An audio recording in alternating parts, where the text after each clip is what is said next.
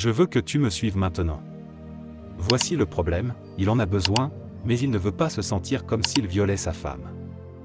La plupart des hommes ressentent cela, mais ils ne te le diront pas. Ils doivent toujours être ceux qui initient les relations, et la plupart du temps, ils sont rejetés. La première fois que tu rejettes un homme, pas de problème, il essaie une deuxième fois. Mais s'il est rejeté encore, à la troisième tentative, il arrête d'essayer et ne s'intéresse plus à toi. C'est aussi sérieux que ça. Alors, il vient se coucher, te tourne le dos, regarde un peu la télévision, puis s'endort, en colère, parce qu'il doit se battre pour quelque chose qui est naturel. Écoute bien ce que je vais te dire. C'est comme une voiture. Tu vois, frère Larry, c'est comme une voiture, d'accord? Ta voiture. Mesdames, écoutez-moi bien maintenant. Ta voiture a besoin de quoi? D'essence. Aimes-tu l'essence? Non. Bois-tu de l'essence? Non. Est-ce bon pour toi? Non. Mais est-ce bon pour la voiture? Oui. Et tu veux que la voiture fonctionne, n'est-ce pas? Donc, même si tu n'aimes pas l'essence, tu dois donner à la voiture ce dont elle a besoin, parce que, même si tu ne l'aimes pas, c'est nécessaire pour la voiture. Utilise ta tête. Maintenant, je vais te dire quelque chose. Si tu arrives à une station-service et qu'elle est fermée, que fais-tu? Tu cherches une autre station. Laissez-moi vous dire quelque chose de sérieux. Mesdames nées de nouveau, remplies du Saint-Esprit, mettez un panneau sur votre station, toujours ouverte, et ajoutez un petit panneau, super carburant. Tous les hommes disent Amen. Un homme ne veut pas se battre pour ça.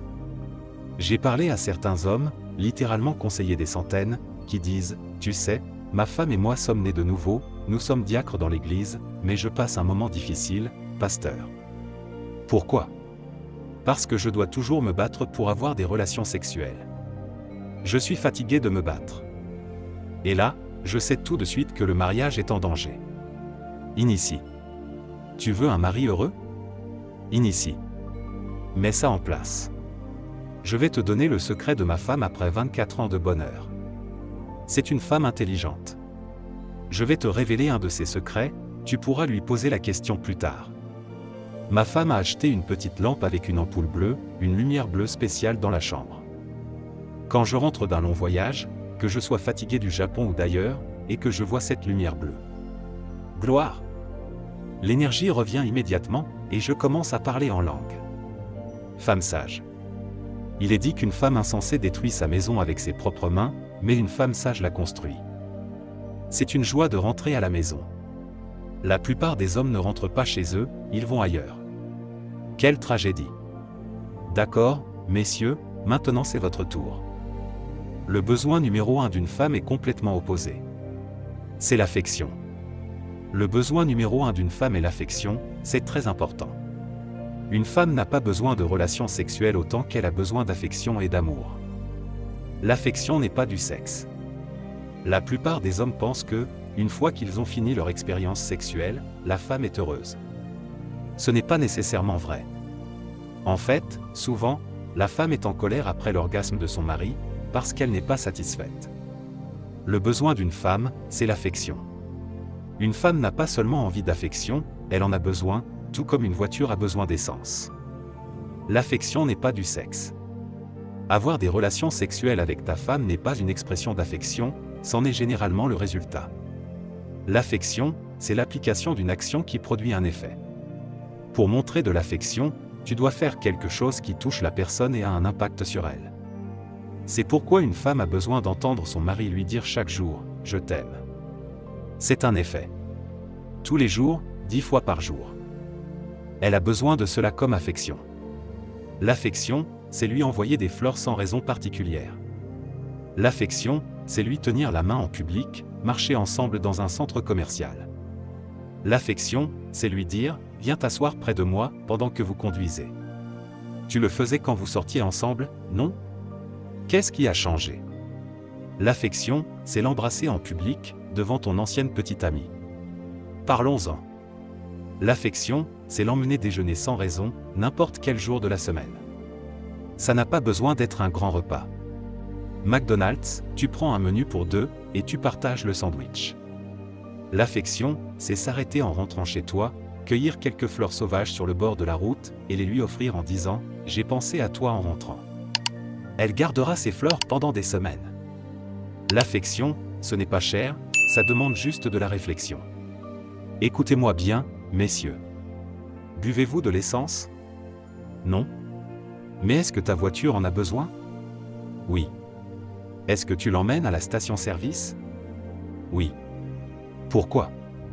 Parce que la voiture en a besoin, et tu as besoin que la voiture fonctionne pour toi. Alors tu fais ce qu'il faut. Tu n'aimes pas l'essence, mais tu vas quand même à la station-service, parce que la voiture en a besoin. Peut-être que tu dis que tu n'es pas affectueux, mais il ne s'agit pas de toi. Il s'agit de ce dont elle a besoin. Tu n'as peut-être pas envie d'acheter des fleurs, mais tu le fais parce que c'est ce dont elle a besoin. L'affection commence dès le matin. Tourne-toi vers elle, embrasse-la, et dis-lui, il y a beaucoup de femmes dans le monde, mais aucune ne t'arrive à la cheville. Et tu te réveilles, sans sexe, juste un baiser. Le soir, tu fais couler son bain, tu mets des bulles dedans. Pendant que l'eau coule, tu vas dans la cuisine et tu lui prépares un petit déjeuner. Ensuite, tu lui apportes avant qu'elle ne se réveille, et tu lui dis, pour toutes ces années où tu as cuisiné pour moi, celui-ci est pour toi. Les hommes pleurent de joie parce qu'ils savent que c'est cela qu'elles attendent.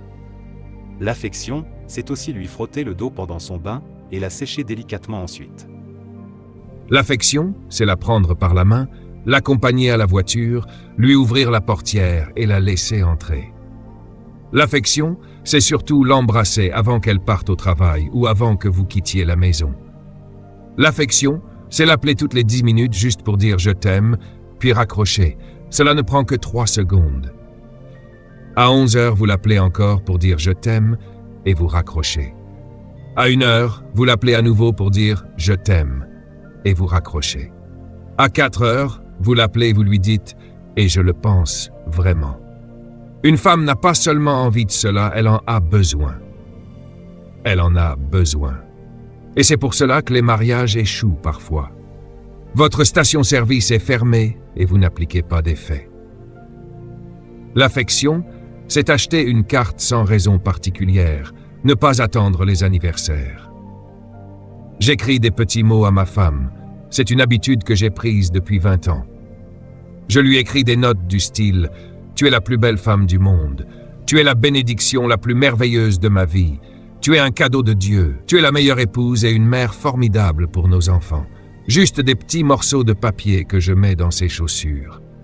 Ainsi, lorsqu'elle prend une paire de chaussures, même quand je ne suis pas à la maison, elle trouve ces mots. Alors elle m'appelle « Tout va bien ?» Et moi, je lui réponds « J'arrive tout de suite, ma chérie, j'arrive. » Allez, applaudissez. C'est une bonne leçon d'affection. L'affection, c'est essentiel. C'est pourquoi beaucoup de mariages échouent, même dans l'Église. L'Église connaît autant de divorces que le reste du monde, car on n'enseigne pas ce genre de choses. Le deuxième besoin d'un homme, c'est quoi? Dites-le à voix haute. Oui, vous savez que vous êtes en difficulté maintenant. Il a besoin de loisirs. Qu'est-ce que cela signifie? Dieu a conçu l'homme pour être très agressif. Pourquoi? C'est dans le livre de la Genèse, chapitre 2, verset 15. Dieu a dit à l'homme de protéger le jardin, ce qui signifie que l'homme doit être une force protectrice, ce qui nécessite une certaine agressivité. Cette agressivité est bonne et nécessaire pour défendre sa femme et ses enfants. C'est pourquoi les hommes sont naturellement compétitifs. Ils aiment se mesurer aux autres. C'est dans leur nature, et Dieu le comprend. C'est aussi pourquoi un homme aime s'engager dans des activités récréatives. Une femme ne comprend pas toujours cela, mais un homme a besoin de ces moments. C'est différent. Un homme a besoin de loisirs. Alors étudiez les loisirs de votre mari. Même si cela ne vous intéresse pas, rappelez-vous de l'exemple de l'essence. Vous ne buvez pas d'essence, mais vous en avez besoin pour que la voiture fonctionne. De la même manière, votre mari a besoin de loisirs pour bien fonctionner. Qu'il aime le sport, la musique, la lecture ou autre chose, vous devez participer avec lui. Cela signifie être à ses côtés dans ces moments. C'est particulièrement vrai pour les femmes chrétiennes qui peuvent être trop spirituelles. C'est pourquoi certains hommes vous déposent à l'église et vont ensuite voir un match de football. Si votre mari aime faire du jogging, sortez avec lui. S'il aime aller à la salle de sport, accompagnez-le. Pendant que vous vous entraînez ensemble, vous pouvez discuter et vous aurez votre conversation. Pendant que vous êtes avec lui, il se sentira accompagné et vous aurez votre temps de partage. Mais une femme chrétienne typique pourrait dire « Encore ce match de foot, ces grands hommes qui courent après un petit ballon, c'est stupide, tu devrais prier à la place. » Voilà pourquoi certains mariages échouent. Si vous êtes intelligente, vous vous asseyez à côté de lui et dites « Chérie, je ne comprends pas trop ce qu'ils font. Pourquoi est-ce qu'ils courent dans cette direction, s'arrêtent ici et recommencent là-bas ?» Il commencera à vous expliquer et vous aurez ainsi une conversation avec lui. Mais la femme typique dit « Je veux te voir maintenant, éteins ce match, je veux que tu sois à mes côtés. » Cela le frustre, car elle néglige ses besoins. Le troisième besoin d'un homme, c'est quoi? Dieu l'a bien compris. Oh Jésus, laissez-moi vous expliquer. Cela repose sur beaucoup de recherches et de principes bibliques. L'homme a été conçu par Dieu pour être motivé par ce qu'il voit. Une femme est motivée par ce qu'elle entend. Vous trouverez cette idée dans le livre des Proverbes, chapitre 31. L'année prochaine, ma femme et moi allons écrire un livre intitulé « L'homme de Proverbe 31 ». Vous devez étudier cet homme tout comme vous étudiez la femme de Proverbe 31. Cette femme comprenait son homme. Il est dit qu'elle s'habillait de beaux tissus et savait se mettre en valeur. Son mari était fier de siéger parmi les anciens à la porte de la ville. En d'autres termes, il allait au travail en se vantant « Regardez ma femme, c'est elle ». Il était fier de la montrer en public. Certains hommes cachent leur femme, disant « Reste à la maison ma chérie, reste à la maison, prie à la maison ». Mais un homme doit être fier de sa femme. Un homme a besoin d'une femme attirante pour pouvoir la présenter à lui-même. Alors, mesdames, ce n'est pas une question de pression. Si vous savez qu'il en a besoin, répondez à ce besoin. Soyez toujours belle. Si vous portez des bigoudis, que vos bigoudis aient de la classe. Je suis sérieux à ce sujet. J'ai vu des hommes, que Dieu ait pitié d'eux, sortir avec leurs femmes qui portent des pantoufles, des vêtements sales, avec des bigoudis dans les cheveux. Marcher avec dignité, vous savez. Un homme rentre d'une dure journée de travail, sa femme ouvre la porte, avec une poêle dans une main, un couteau dans l'autre, et de la graisse dans les cheveux. C'est loin d'être attirant. Vous savez ce que dit la Bible. La Bible dit dans le livre de la Genèse, c'est très intéressant, c'est pourquoi l'homme quittera son père et sa mère et s'attachera à sa femme. Le mot « s'attacher » en hébreu signifie « poursuivre ». Cela m'a beaucoup touché. Cela signifie que l'homme doit poursuivre sa femme après l'avoir épousée. Normalement, vous poursuivez la femme que vous voulez épouser, n'est-ce pas? Vous la poursuivez, puis une fois que vous l'avez, vous arrêtez de courir. Pourquoi? Parce qu'elle arrête aussi. C'est ça le problème. Avant le mariage, elle était toujours souriante, elle se mettait sur son 31 et vous ne pouviez plus vous en passer. Mais une fois mariée, elle arrête de faire ce qui vous faisait la poursuivre. Ma femme est intelligente. Je parle de ma femme parce que je la connais. Ma femme est encore plus belle aujourd'hui qu'avant notre mariage. Il n'y a plus d'espoir pour moi. Je la poursuis tout le temps autour de la maison. Viens ici. Vous êtes censé être encore plus attirant après le mariage, mieux vous habiller, mieux vous coiffer, mieux sentir. Faites en sorte qu'il ne regarde personne d'autre que vous. Mais la plupart des femmes pensent « Pourquoi devrais-je encore faire des efforts? Je l'ai déjà. Pourquoi passer par tout ça ?» Et vous vous demandez pourquoi il rentre tard à la maison, parce que la vue qu'il a chez lui n'est pas très attrayante.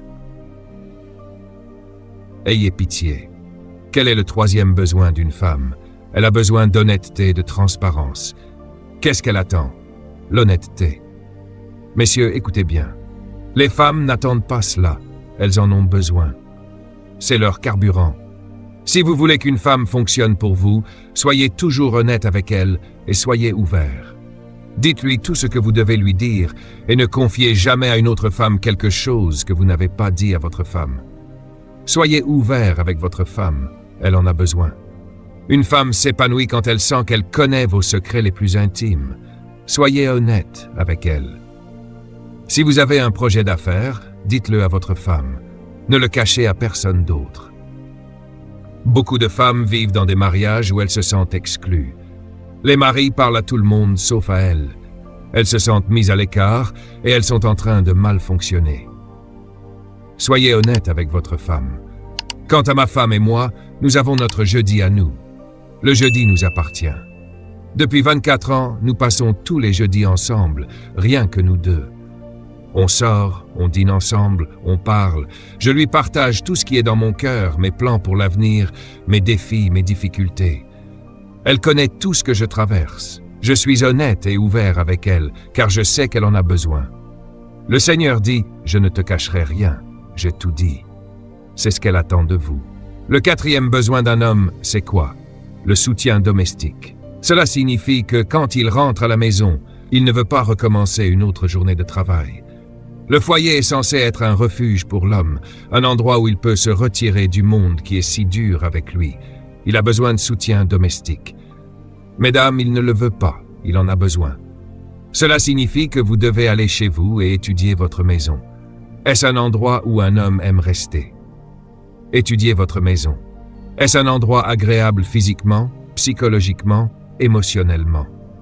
La plupart des femmes transforment leur maison en zone de guerre. Le mari rentre après une journée de travail stressante et dès qu'il franchit la porte, elle l'accueille avec des reproches. « Pourquoi tu es en retard? Pourquoi tu sens comme ça? » Doucement, madame. Il cherche à fuir ce genre de pression. Son patron lui a crié dessus toute la journée. Il cherche un endroit où se détendre un peu. Mais quand il arrive, il se fait engueuler et doit cuisiner son propre repas. Dans ce cas, il préfère s'arrêter au restaurant avant de rentrer, car il sait qu'il n'y a aucun soutien à la maison. Ma femme est maligne. Quand je rentre, elle sait que j'ai travaillé dur. Elle s'occupe des enfants et leur dit « Laissez papa tranquille, allez faire vos devoirs ».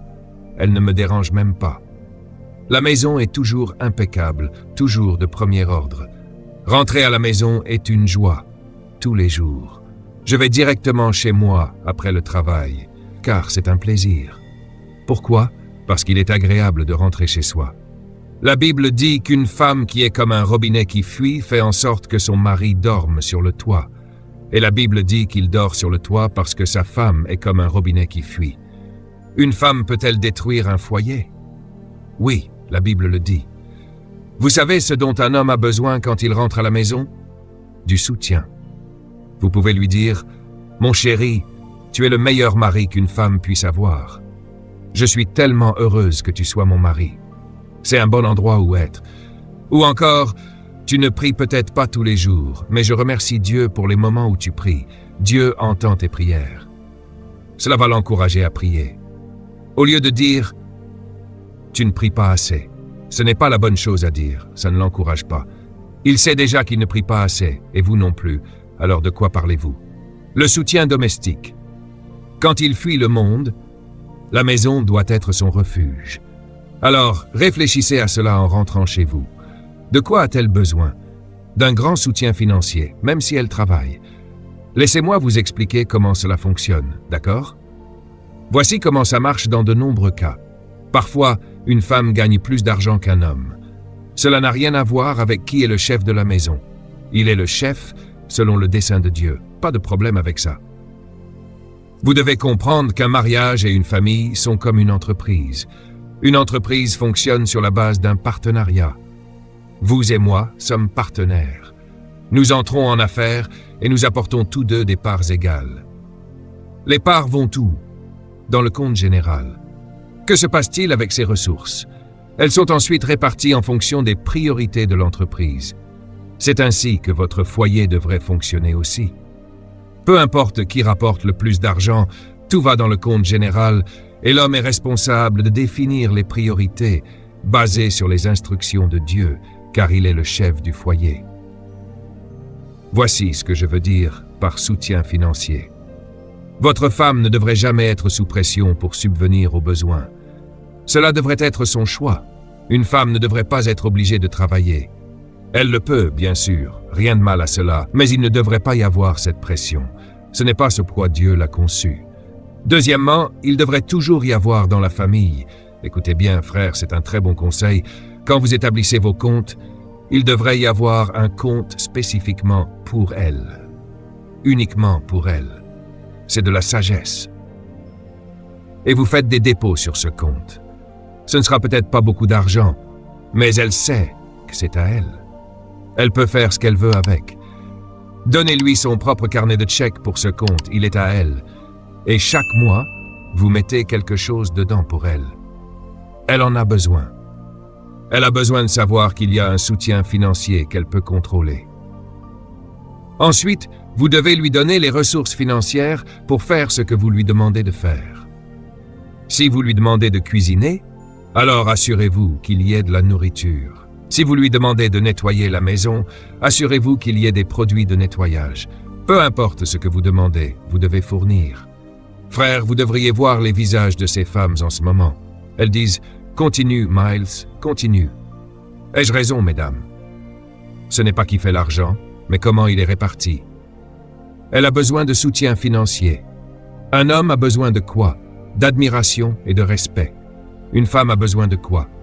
De l'engagement familial. Ce sont des besoins. Un homme ne veut pas de respect, il en a besoin. Je vais vous donner quelque chose à noter avant que nous terminions, et je veux que vous, mesdames, notiez cela en lettres majuscules. Le voici. Un homme n'a pas besoin d'amour. Très important. Nulle part dans la Bible, il est dit qu'une femme doit aimer un homme. Cela n'existe pas dans les Écritures, car un homme n'a pas besoin d'amour. Pourquoi? Parce qu'un homme a besoin de respect. Notez cela. Un homme interprète le respect comme de l'amour. Quand une femme vous dit qu'elle vous aime, cela ne signifie pas grand-chose pour vous, réfléchissez-y. Mais quand elle vous respecte, vous savez qu'elle vous aime. Éphésiens chapitre 5 dit ceci, « Marie, aimez vos femmes. » La Bible dit à l'homme d'aimer la femme, mais elle ne dit jamais à la femme d'aimer l'homme. Elle dit « Femmes, respectez vos maris » dans le même chapitre, parce que Dieu sait ce qu'il a créé. D'accord, le premier problème que vous avez maintenant, mesdames, c'est « Qu'est-ce que le respect ?» Voyez, Aretha Franklin avait tort. C'est pourquoi elle n'est toujours pas mariée. Elle avait tout à l'envers. Elle chantait « Respect ». Elle avait tort. Ne chantez plus cette chanson. Elle avait besoin d'amour. James Brown avait raison. Respecte-moi. Écoutez-moi. Comment respecter un homme? Voici le secret. Le mot respect, mesdames, écrivez-le. Allez-y, écrivez-le. Le respect signifie parler en bien de quelqu'un. Waouh! Le respect signifie tenir quelqu'un en haute estime. Continuez à écrire. Le respect signifie faire des éloges. L'homme moyen dans cette pièce reçoit 0 éloge. 0. Ce n'est pas drôle. C'est très dangereux. C'est très dangereux. Laissez-moi vous dire ce qui blesse un mari dans cette église. Voici ce qui blesse le mari de cette église. Vous respectez le pasteur Larry plus que lui. Vous n'êtes pas marié à votre pasteur. Je sais, et je ne suis pas naïf.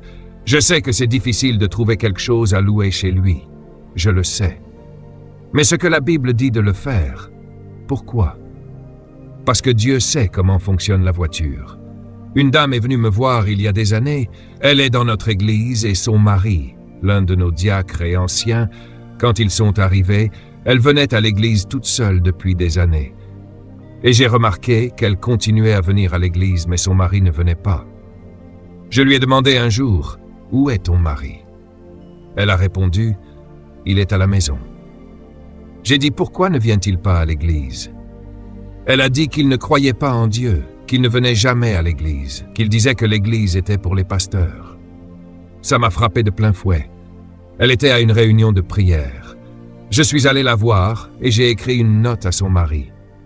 Nous étions sur le point de commencer la réunion de prière. J'ai écrit une note à son mari disant « Monsieur, je m'excuse de garder votre femme loin de vous. J'envoie votre femme chez vous parce que vous êtes sa priorité. » Je l'ai signée et je lui ai dit « Rentre chez toi maintenant, éloigne-toi de la réunion de prière. Ton mari est plus important que la réunion de prière. Rentre chez toi. » Elle a dit « Pasteur, que faites-vous » J'ai dit « Tu rentres chez toi et tu donnes ça à ton mari maintenant. » Elle est rentrée chez elle et a donné la note à son mari. Vers jeudi, j'ai reçu un appel de sa part. Elle a dit que son mari parlait de manière étrange. Je lui ai demandé ce qui se passait. Elle a dit que son mari, pendant toute la semaine, ne cessait de dire « Je ne comprends pas cet homme. Je comprends ce pasteur, mais aucun pasteur ne fait ça. Aucun pasteur n'envoie les gens chez eux. » Et il était confus toute la semaine. Donc, dimanche suivant, il est venu à l'église, s'est assis tout au fond, tandis qu'elle était devant, rayonnante, souriante pendant tout le service. Je ne savais pas qu'il était là. À la fin du service, je serrais la main de tout le monde. Elle est venue et a dit oui. Je lui ai demandé quel était le problème. Elle a dit oui. Je lui ai demandé qui est-ce. Elle a dit vraiment. Je lui ai demandé puis-je venir. Elle a dit il ne va pas venir. J'ai dit dis-lui que je veux le rencontrer. Elle a couru au lobby où il était, l'a amené, il était habillé simplement, avec un t-shirt, juste en train de découvrir les lieux. Je suis allé à sa rencontre. Nous nous sommes rencontrés à mi-chemin. J'ai dit « Homme, c'est bon de te voir, bienvenue. » Et il a dit « Oui. » Il a dit « Tu sais, tu es bien, je te trouve bien. » Je lui ai demandé ce qu'il voulait dire. Il a dit « C'est la première fois que je vois un pasteur envoyer des gens chez eux. » J'ai dit « Mais c'est ta femme, elle devrait être à la maison pour te cuisiner et s'occuper de toi. » Il a dit « C'est ce que je veux dire. J'ai été dans de nombreuses églises. Les pasteurs ont toujours considéré que je devais être moins important qu'eux. Ça a changé ma vie. J'ai dit « Bien sûr que tu es important, elle est mariée à toi, elle devrait te respecter. » Il a dit « Tu sais, j'aime cette église. » Le dimanche suivant, il était de retour, assis à mi-chemin dans l'église, portant une chemise cette fois-ci, a pris un engagement pour donner sa vie à Jésus. Respect. Une autre dame est venue me voir. « Pasteur Miles, c'est fini. » J'ai dit « Qu'est-ce qui se passe ?» Elle a dit « C'est fini. Divorce. Je ne peux plus le supporter. Cet homme est fou. » J'ai dit « Oh, calme-toi, assieds-toi. Qu'est-ce qui s'est passé ?» Elle a dit « Il chante encore. Il ne rentre pas à la maison. Cela fait 6 mois que mon mari rentre à la maison à 1, 2 ou 3 heures du matin. Parfois, il rentre à 4 heures.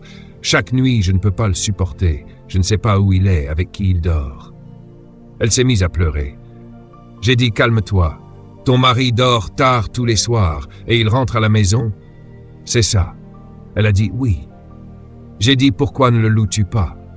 Elle a dit « Quoi ?» J'ai dit « La Bible dit de respecter ton mari. » Cet homme n'est pas bien, il couche avec des femmes tous les soirs. J'ai dit « Lady, la Bible dit de respecter ton mari, les femmes ne comprennent pas. Dieu sait tout. » Elle a dit « Comment puis-je le respecter ?» J'ai dit « D'accord.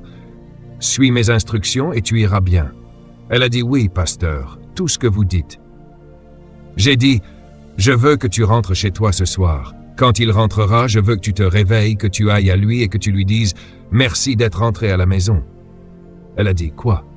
J'ai dit « Tu pensais qu'il n'y avait rien à lui louer. » J'ai dit « Lady, j'ai des femmes dans cette église dont les maris ne rentrent jamais. Jésus, au moins, celui-ci rentre à la maison. Amen. C'est déjà suffisant pour le remercier. » Elle a réfléchi à cela. C'est pourquoi je suis le pasteur et que tu es la membre. Elle est rentrée chez elle et a fait exactement ce que j'ai dit. Il est rentré vers 3 heures. Elle s'est réveillée, est allée vers lui et a dit « Tu sais, je ne suis pas d'accord avec tout ce que tu fais, mais je veux te remercier d'être au moins rentré à la maison pour moi et les enfants. Merci d'être rentré. » Elle l'a remercié et est retournée au lit. Chaque nuit, après cela,